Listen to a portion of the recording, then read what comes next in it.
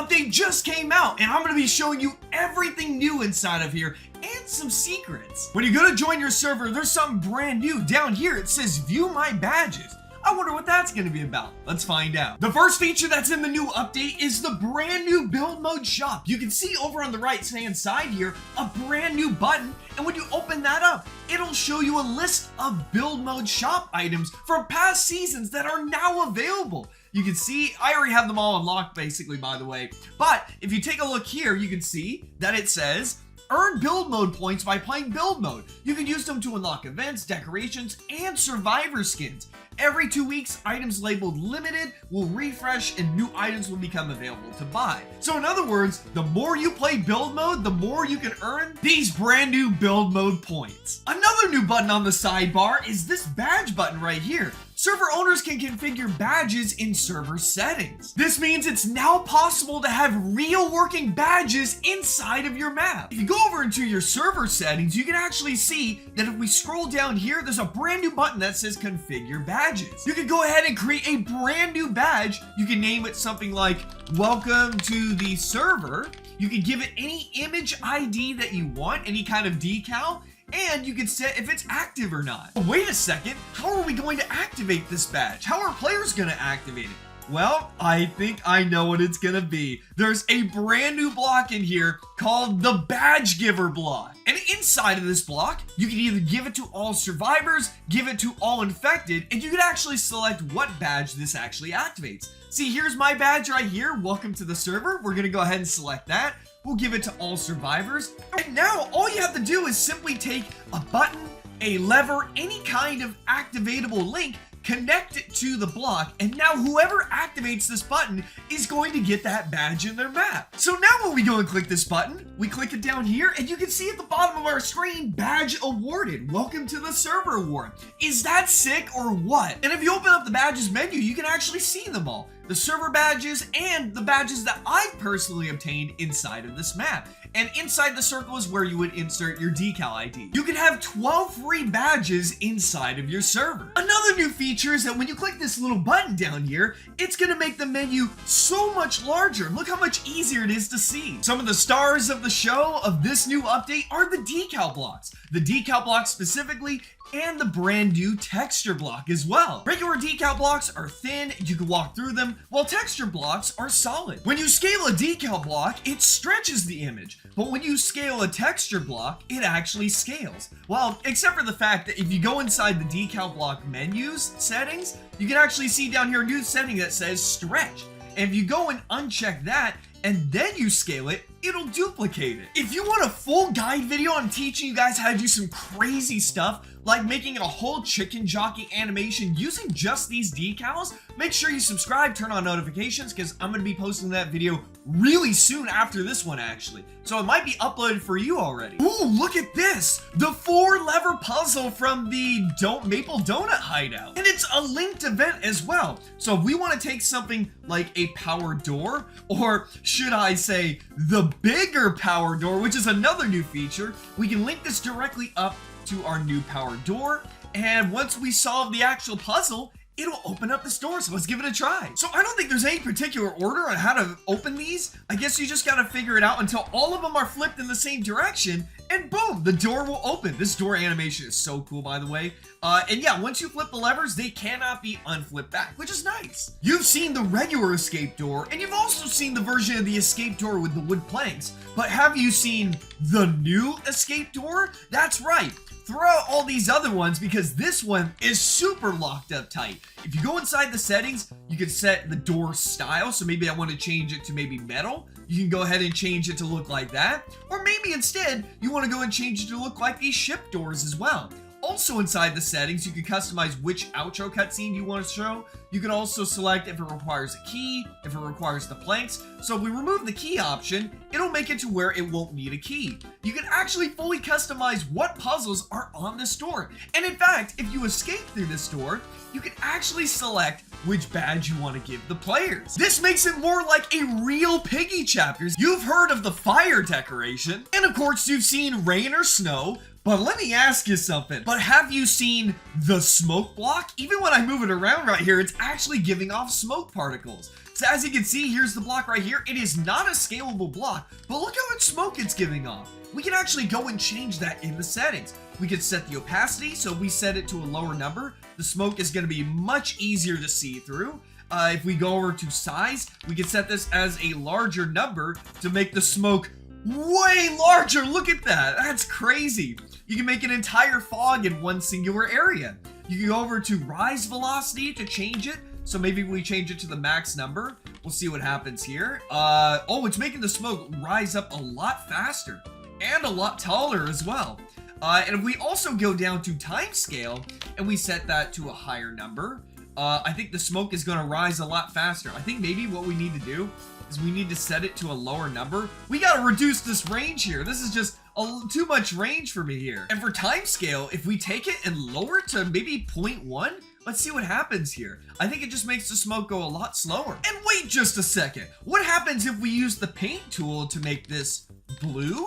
That's right. You can actually change the color of the smoke depending on how you recolor this block. We've got a brand new NPC, and it's Mousy, the first ever crawling NPC that kind of acts like a bot. And she comes with these handy dandy crawl points as well. These are special patrol points that only Mousy herself will be able to follow. So we can go ahead and set up a few of them right here. Actually, let's go ahead and set up an actual vent to see if she crawls in them. So I'm gonna take a very long block like this. I'm gonna place one on top as well. And we're basically just gonna make a very basic looking vent here. We're gonna take one crawl point and put it inside. That way we can know that she's actually gonna go inside of that area. So we're gonna go ahead and take Mousy. We're gonna set her over here. We're gonna delete these other things as well. And then now we're gonna start the game and see how she crawls in there. So as you can see, she's doing a little bit of standing up there. I think maybe this is like a first release fix. By the time you're watching this, this will probably get fixed. But you just saw that she was actually going towards that point. There's a brand new link gate, and it's called the counter gate. Currently, this link isn't working, but I'll tell you exactly what it does. If you link any power source to the counter gate, it's actually going to count how many times this gate has been activated before it powers on. So for example, you can go inside this gate and say, hey, I want this to power on when it's been powered on 3 times. So simply press this button 3 times and this will power on. The next new gate is the operation gate. In other words, it's the math gate. I'll probably do a full guide on how exactly this one works, but I believe it's supposed to work with the counter and basically compare numbers. You might even be able to make a voting system with this. And the next new gate is the counter if gate. So if we go here, we can actually set it to equal to, value is whatever this is gonna be basically. Again, a lot of different math stuff you can use. Also, the if gate will no longer stay powered on if its target has left the game. And also inside the if gate, there's a two brand new and not and or not settings. So if you want this gate to power on only when Georgie doesn't have an apple, you can. Boss battle maps are gonna love this. This is the target block. It acts as a hitbox. Go into the target block settings, you can set it to shots required and time active. So you can set how long this is active when the shots have gone off, and you can set basically the health of the block. For example, if I want this to be taken out with 3 gunshots, then it'll power on, and I can set it to power on for 3 seconds if I wanted to. So we're gonna connect this target block to a lamp, and then we're going to basically shoot it 3 times. So let's shoot in the area where our target block is, and once we hit it 3 times, you can see that it powers on, and after 3 seconds, it powers back on. I mean off. Now you and all the players in the server can defeat a boss by shooting it. Do you ever want invisible walls to just be a little bit thinner? Well, you're getting what you wanted for.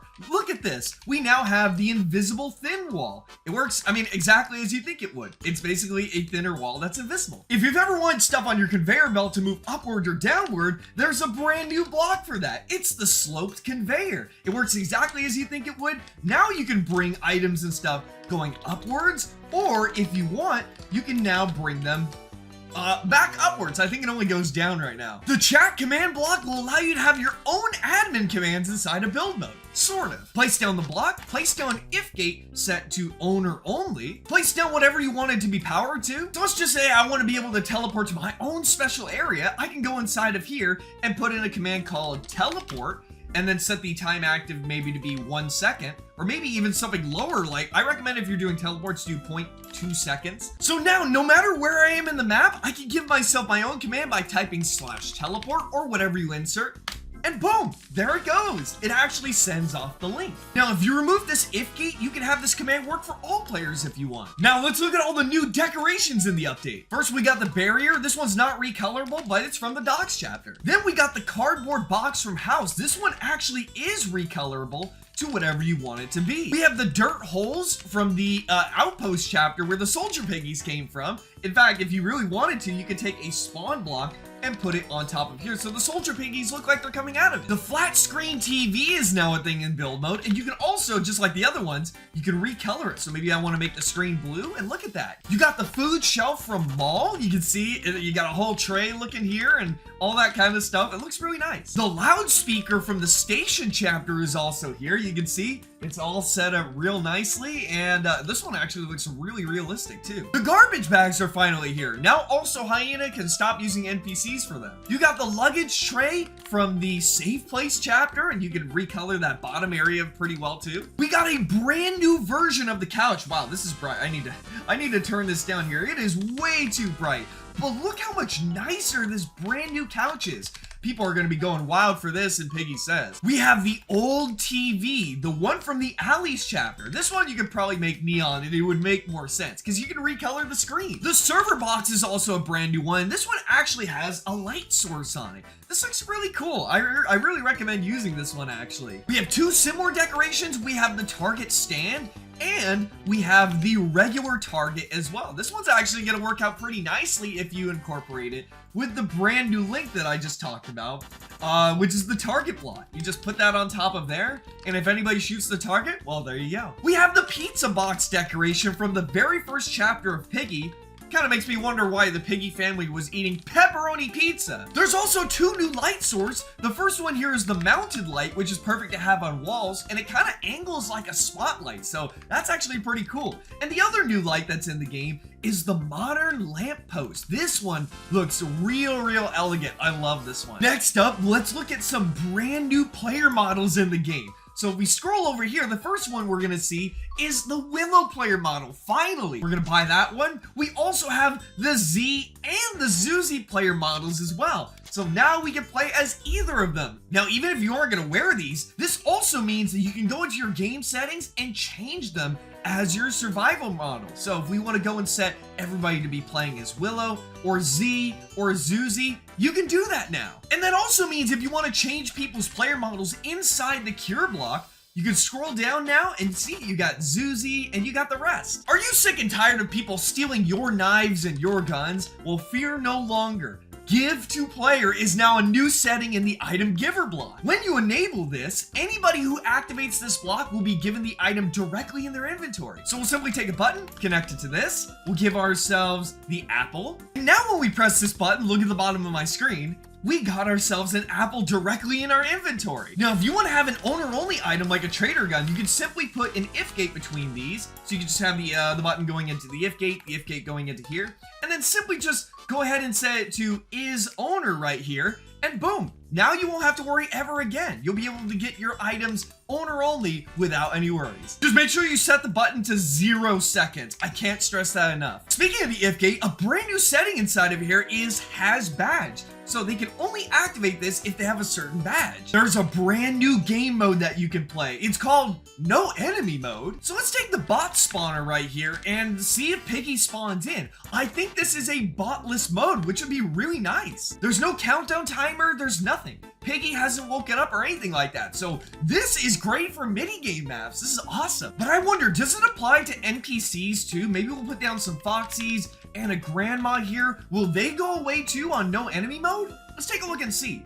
So no, they don't. That's actually a good thing. It only removes the bot. On the sidebar, there's a new setting if you go in here that says hide custom images. That way, in case you want to not be able to see decals in other people's maps, You can just enable that to be on. In the audio player block, you can now finally control the volume of the actual audio. There are brand new build mode slots, if of course you get the Game Pass as well, so you can have 2 extra slots in here. That's everything in the new update. If you want to see more update content like this, showing you how to build some crazy new things with the new tech in this update, make sure you subscribe. Also, check out the decal video that I'm going to be posting in a short bit. It has everything you need to know about making the craziest thing with decals.